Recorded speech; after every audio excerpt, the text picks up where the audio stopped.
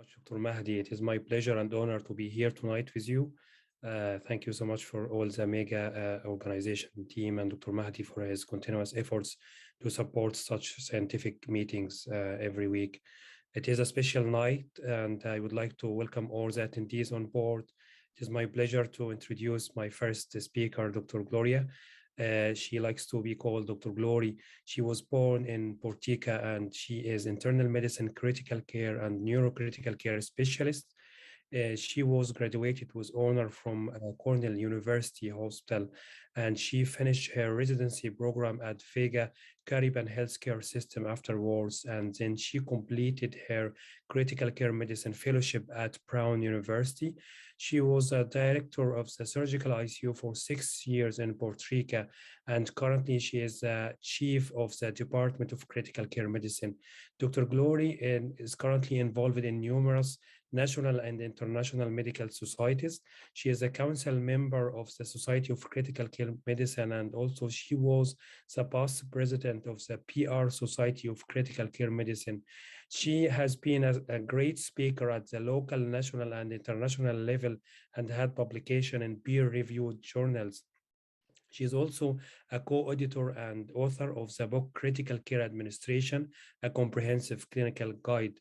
So today, Dr. Gloria will take off with a very interesting topic in the ICU, which is about the gender.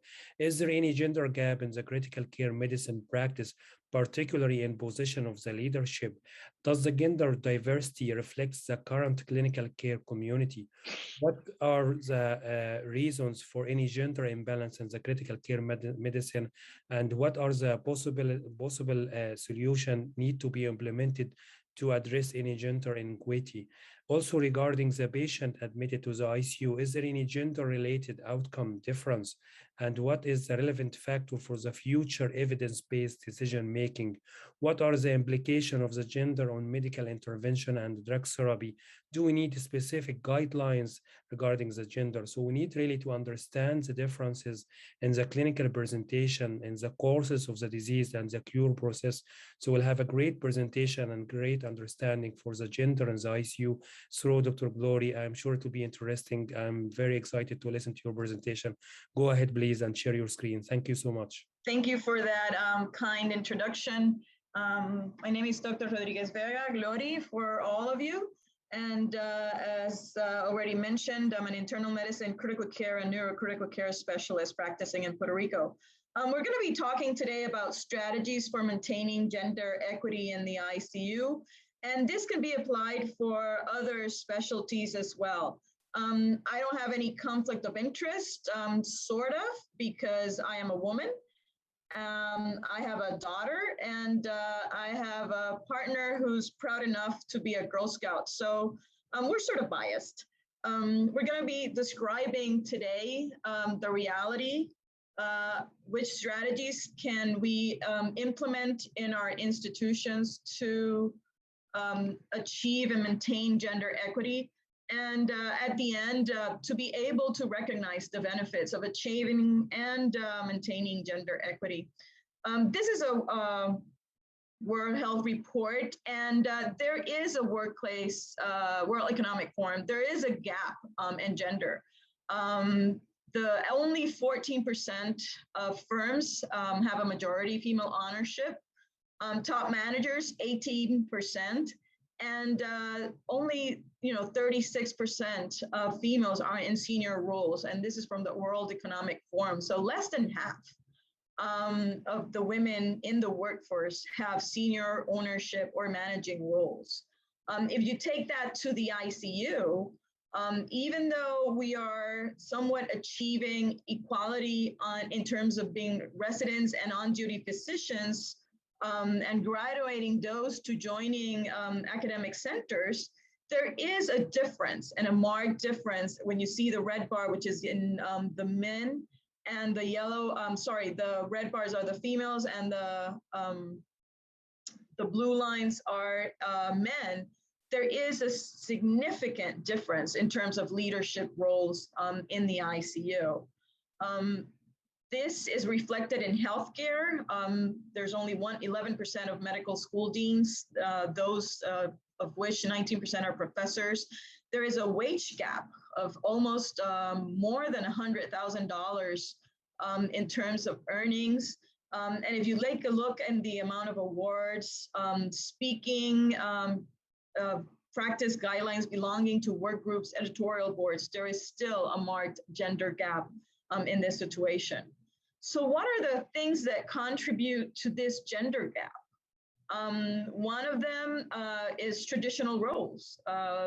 This is a probably male-dominated society, and traditionally these roles are assigned to men. There's also the perception or occurrence of harassment, and in terms to avoid having these types of confrontations, women might decide not to get into these roles. There's something also called implicit bias, we'll talk about that later, in which even though we think, including both men and women, that we do not have any sexist implications or tendencies, we do have some type of bias that has been ingrained by our upbringing, by our education. And also one of the things that also contribute is an unequal tutoring, and not only tutoring and mentoring, but also sponsorship for these positions. And we'll talk about that later in strategies to overcoming this. Why is it important to try to achieve gender parity, and especially in any institution, but in critical care? When you have a diverse, equal, and inclusive environment, you have different people from different backgrounds, and that brings different perspectives. In terms of equity, also the type of practice and positions, you achieve that balance. And how do you include these people? You give them a voice, an organizational structure in which ideas are shared and respected and implemented. And this will not only have an impact on the institution or organization that does that, but when we practice medicine, having a DEI culture also helps us in taking care of patients that come from different backgrounds. As we move toward a more global environment, we will be encountering people from different groups, gender, ethnic, and that will also have an impact on the type of care. Recognizing that there are racial disparities in terms of outcomes in sepsis and in other conditions. This is something that is not only local, this has been recognized on a global perspective. It has been included by the United Nations as one of their GD goals, which is gender equity. Also, there's the he for she movement, and hopefully this will help try to achieve equality with regards to gender by the year 2030, which is one of the UN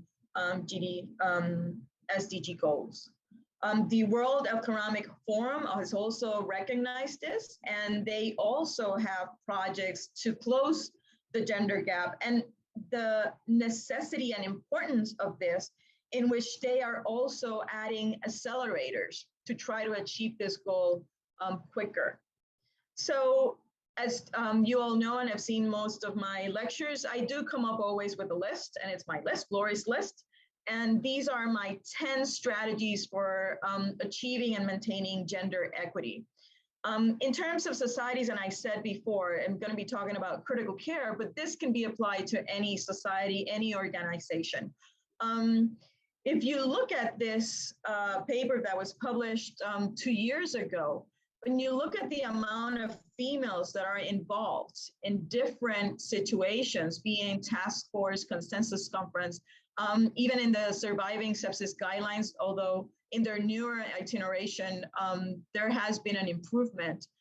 You can see that the percent of women doesn't even reach 20%.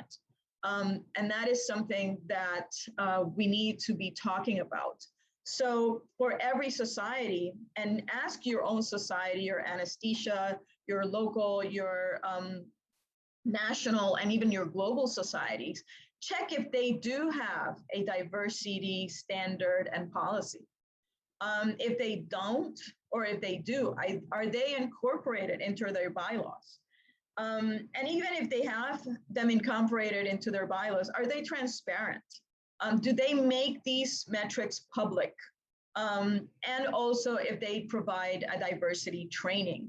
Like I said, there is some type of implicit bias involved, and that is an unconscious prejudice about this group, stereotyped attributes, and this is how we grow up. These are things that are ingrained from our upbringing, from our peers, from our different types of educations, and we bring them forward. And one of the things, if you come out, that I would ask you to do after we finish this webinar is take the implicit bias test. I don't know if you've taken it.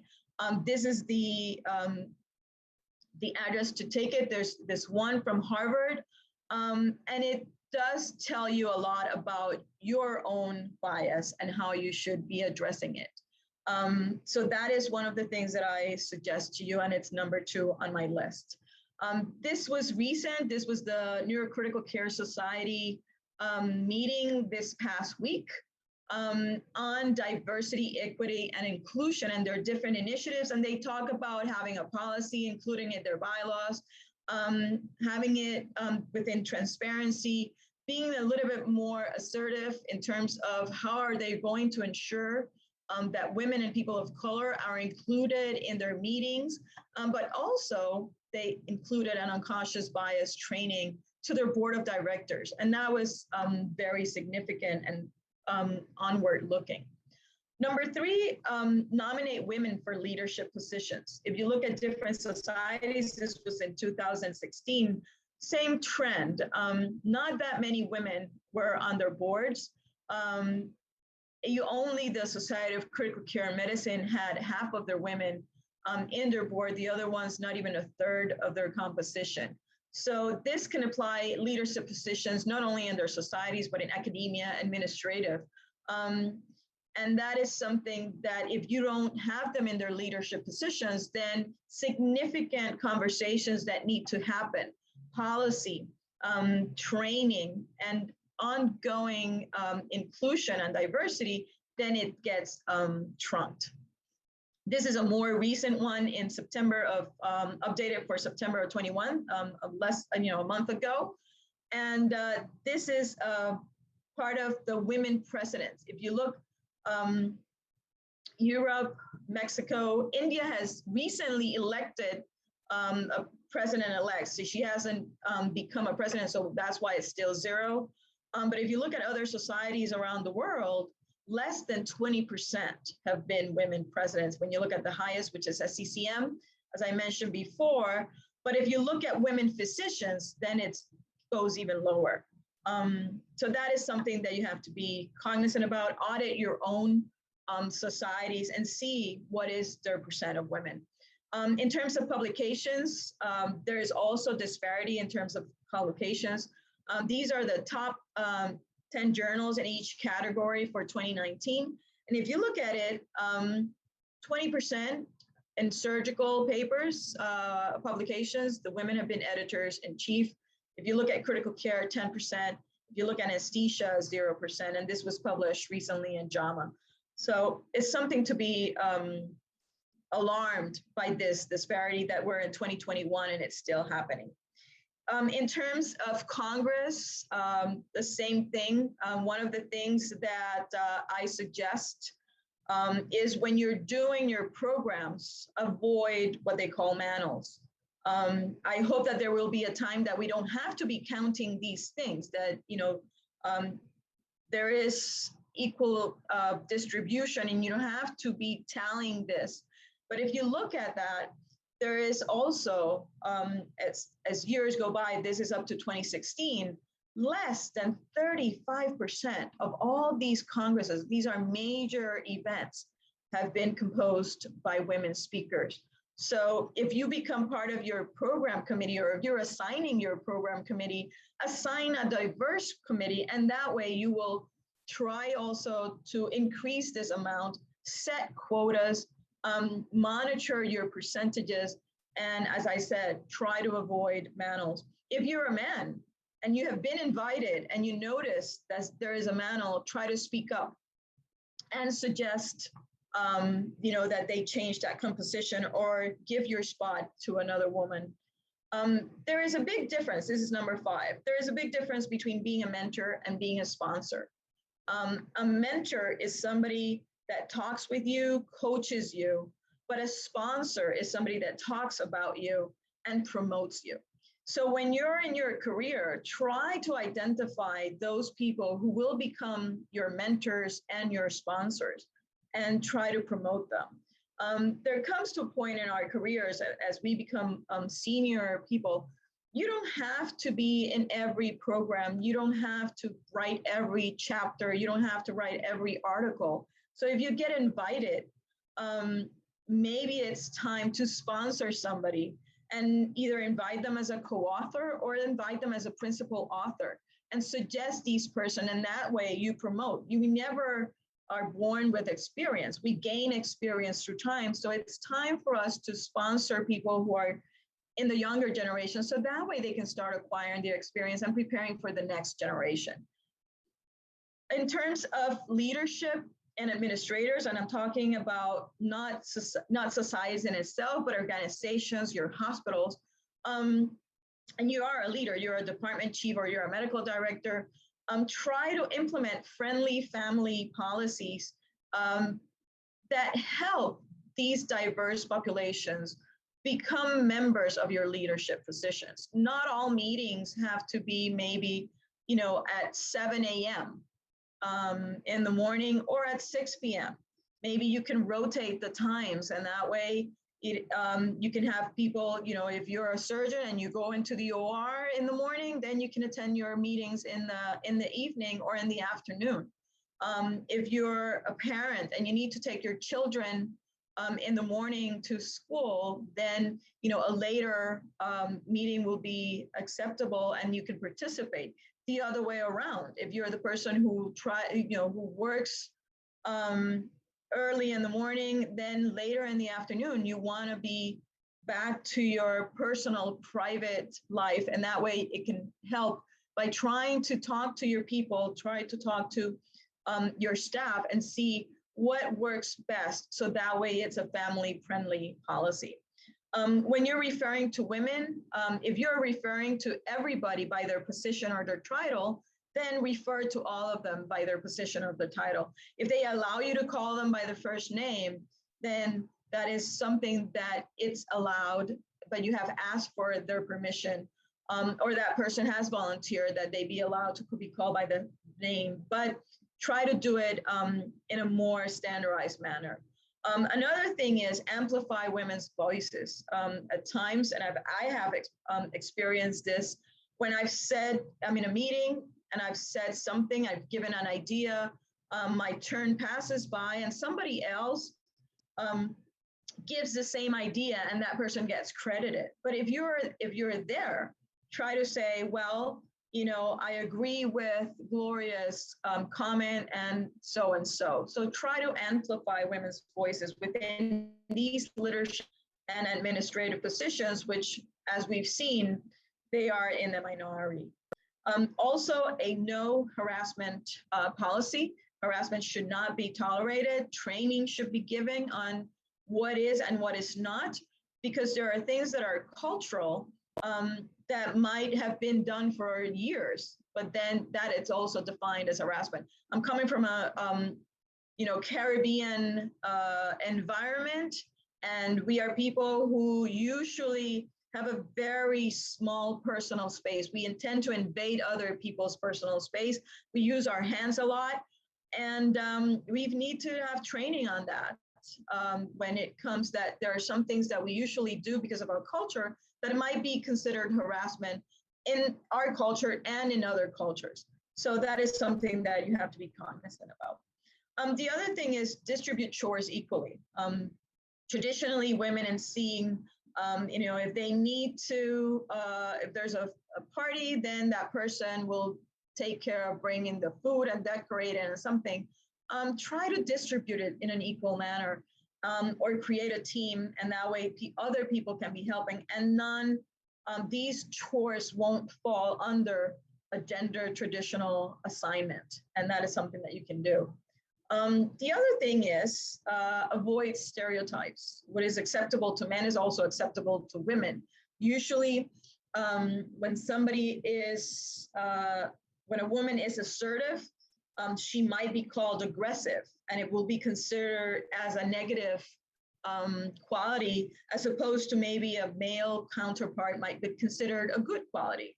Men are usually considered aggressive, independent, assertive, and courageous, while women are usually considered sensitive, gentle, intuitive. And then the contrary is viewed as a negative quality when it should not. It should be taken from what it is across the board. The other thing is respect. Claim your respect. And if you're around also women, try to make sure that they are respected for what they're doing. Don't allow interruptions when they're talking. One classic was that we witnessed was during the debates in the United States vice presidential elections, when the vice president interrupted the female candidate, and she stopped him. She demanded her respect, and she was allowed to finish her point of view. So that's one of the things. Also, refer to women as title if you're referring to everybody by titles. Be cognizant about the type of chores that you're assigning.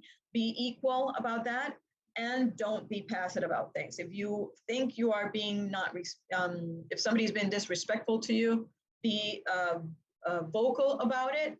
Or if somebody is witnessing that, also be vocal about it. Inclusive language. If we're going towards a DEI culture, try to avoid terms that use the word man, and try to change that to to an inclusive language. For example, layman, layperson, manpower, personnel, chairman, chairperson. And that is something that will help you. That also in terms when you're talking to families and patients, don't ask about, if it's a man, don't assume that there's a wife. Talk about spouses or partners, and that is also a gender neutral term that you can use. But last but not least, number 10, it's women helping women, or people helping people. One of the things is try to avoid the imposter syndrome. Always think about contributing your opinion. Like I said before, find at least one mentor and one sponsor during your career, and request that sponsorship. Don't be shy about it. If you're in senior positions, always help a person in training. Learn to negotiate. That is something that are qualities that are usually attributed to men. And part of our upbringing and our implicit bias, we might not learn to negotiate. It's okay to give priority to your family. And it's okay to accept invitations. We want to accept invitations. By not accepting them, we might think that people might perceive that we're not interested. But also, if you are not getting invitations, request invitations. Be more assertive about it. Be a good citizen, and this is when we're talking about chores. Be a good citizen, but you don't have to buy all the gifts. You don't have to be the one person that is always asked to buy the gift for that coworker, to plan that birthday for that coworker, to take notes for that meeting. Those are chores that can be distributed. As you go along, develop a vision and your values, and politely reject those activities that don't fit your vision and values. You don't have to say yes to everything. If you're interrupted, demand respect. And like I said before, and I mentioned it a couple of times, use your professional title. And if you don't want them to use your professional title, then just say so, allow them not to use it. And if you're not comfortable with something, be assertive and say, I'm not comfortable with that. If you're somebody who's witnessing some type of harassment, also, like I said before, he for she or she for she, that is something that will help. So this is it. Thank you for listening. I know this is a thought-provoking topic, and I want to thank Mega for the invitation. And I was just told that there is a platform online that you can access all the other lectures, including this one, and it's www.megalearning.online. So thank you for your attention, and thank you for your participation and supporting Mega Online. Thank you so much, Dr. Gloria. That was really fantastic presentation, and I'm very surprised. I work in the intensive care for many years, and this issue wasn't really highlighted in the way that it deserves. I believe within the national and international critical care societies, there should be several initiatives to be introduced and encourage the gender balance, and that should be endorsed to different meetings. And I know that the Canadian Critical Care Society, they achieved 30% of the women speakers last year, and also there is a similar policy in the Australian New Zealand Intensive Care Society, and they are aiming to reach 50% of the women speaker by 2022. So that's really a big achievement. I'm sure, Dr. Gloria, in your society, you tried hard with the 10 approaches you told us. I want to know how far you progress in your society and achieve the target. One of the things that we've implemented a couple of years ago is that when we do our program committee, we've assigned a diverse group, and we've assigned quotas. So while we're doing the program, we're always counting on how that distribution. Always knowing that at times you have people canceling and you have last minute changes, and that sometimes helps create imbalance when you already had your target. And you know, we've all been, if you've been involved in program committees, you know when these things at the end start, you know, with the last minute changes. One of the things we found that helps is having lists of potential speakers, because you know we're a group, and if they ask me, who do you know that can talk about ventilator management, you know, you always have somebody in mind. But if you during this time try to increase your list, then you can avoid these last minute changes that create these imbalances. So you can say, you know, I'm going to have 4 people, 2 men, 2 women, that are ventilator management experts in the same topic. So that's one of the things that we're doing. Great. Very good. Another important area which you probably need to be addressed is the tension. You know, sometimes people saying many women experience a difference in their roles between the work and home. And I was really surprised with the story about Rita Levi. She was one of the Italian neurologists which received Nobel Prize for Physiology Medicine in 1986. And her father was a professor. His name is Monteclini. He asked her to pursue her study, otherwise she won't have a family. What's your impression about this story? I think that you can have it all. You know, we shouldn't try to sacrifice one thing over the other, but knowing that you need to strike a balance. So, you know, and it's your choice. That's when I said it at the end. You establish your own values. Maybe for me, you know, it's important to be a mother, a spouse, and a professional, but maybe there's another woman who just wants her career, and that is okay. So, you know, it's up to that person to establish their values and know that they're not written in stone. They can change it along the way. And the one thing that also is throughout the years, I've had to learn how to ask for help and learn to delegate. So that also works. Yeah, thank you so much. The point I want to make here is the support from the family is very important. If the father, who is a professor, is trying to pursue his daughter's studies, although she had achieved the Nobel Prize, what about other non-educated families? So I think the family support comes first on the list. It's very important to encourage the females and the families that they can be a leader, successful leader in the community. They can indeed lead and get the whole society to a better position. And also as a society, I think we need to have a motherhood and fatherhood kind of part of a culture norm during the career progression. And what's your impression regarding maternity leave and the quantitative analysis for scientific productivity? How we can have another factor to try to equalize those leaves?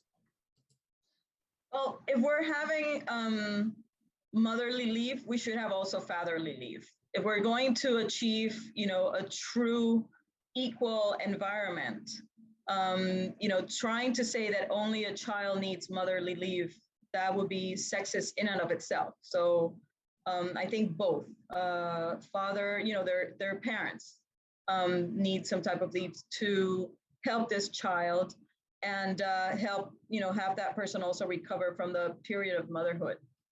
Yeah, also the point I want to make here is also taking a maternal leave doesn't really affect your scientific production. Like we look to the whole period of your experience. So I know some recruitment processes, they're looking to the recruiting a female as a leader and including their maternity leave at a disadvantage. So we need really to change this false belief, which is there, unfortunately, from the recruitment hospitals. There's only one question here in the Q&A answer. I'm not sure if it's really directly related to our topic. It's about the implication of the artificial intelligence, media, and technology advances to overcome this problem in the future. Do you think, is there any link or way we can optimize using those tools? I think the fact that we can include AI, media, and technology, it even makes the argument for achieving DEI, diversity, equity, and inclusion even easier. Because the use of technology also helps us, as you were talking about maternity leave. It also helps the person not required to, the physical person being required at the bedside. You can also be apart, you can be in maternity leave, you can connect and still be productive. So, or not even within maternity leave, just being productive at different places. As we get into a global environment, I think all these advancement in technologies are going to help us provide better care at the bedside. Great. The last question I have, Adil Hamoudi is asking, among the trainees, how we differentiate between the competitive culture and the gender inequity among the colleagues. I think one of the first things would be to try to differentiate is having people take the implicit bias test. Being competitive within the field, you want also, it depends on what you mean by competitive. You want to everybody who you're training become the best physician that they can be. And that's why most societies have their own competencies and how to address them. So that there shouldn't be a mix between that, differentiate between a competitive culture and gender inequality. I would suggest for having some diversity training and implicit bias training. Yeah, thank you so much, Gloria. That's really very interesting topic and excellent presentation. I really enjoyed your presentation. And I'm delighted I work in the hospital where the recruitment for the consultant, the last 3 posts has been for females. So I'm very delighted. And then both of different male and female, really, I believe it make a difference in the clinical practice. Thank you so much. Very interesting topic. I appreciate your time. Thank you. Thank you, Amar. And thank you, Mega, for the invitation. Thank you. Always pleasure. Always pleasure. Thank you. Just to remind you again before Glory she goes, we have another lecture on 28th of November. So please stay with us. And just to remind you that she's going to give another excellent lecture. We're waiting. And Ricardo as well is going to join you for that day. Thank you so much. Thank you. See you then. Thank you.